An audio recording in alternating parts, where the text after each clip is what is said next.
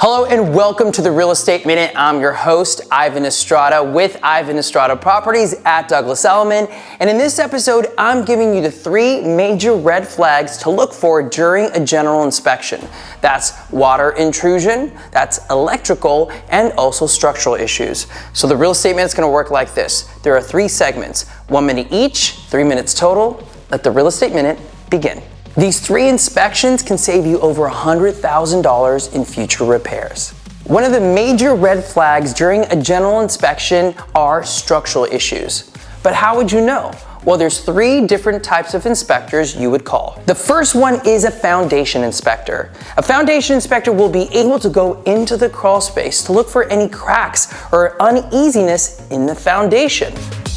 The second inspector you would want to call is a structural engineer. Especially if you're buying a home up in the hills, you want to make sure that it's structurally sound, especially if it's sitting on caissons.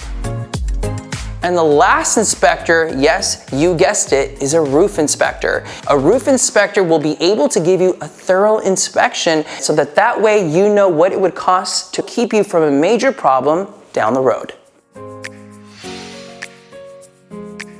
This one home inspection can prevent a future fire. During your next home purchase, make sure that you include an electrical inspection during your general inspection. Why is this so important? Well, with homes being built in the 40s and 50s, especially here in Los Angeles, we have out-of-date circuit wiring and also electrical panels. This can cause electrocution or even worse, fire. Now, when you're picking an electrical inspector, it's very important that they also don't do the work. You need to make sure that the inspector only does inspections so that way you can be assured that there isn't a conflict of interest. So if you want to find a qualified electrical inspector, it's always a great way to either A, ask your general inspector, or B, ask your real estate agent.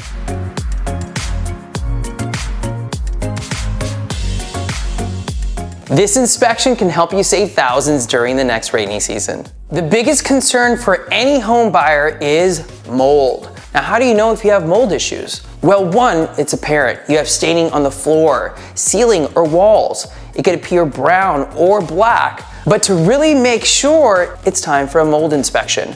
A mold inspector will be able to look through the walls with an infrared camera to look for any type of water staining or saturation. If there is water and saturation, step 2 is calling a remediation company. The remediation company will be able to open up the walls, deal with any possible mold, and then put it back together. It's important to know that your mold inspector and the remediation company should be 2 separate parties. Having the same person do the inspection and the work is a conflict of interest.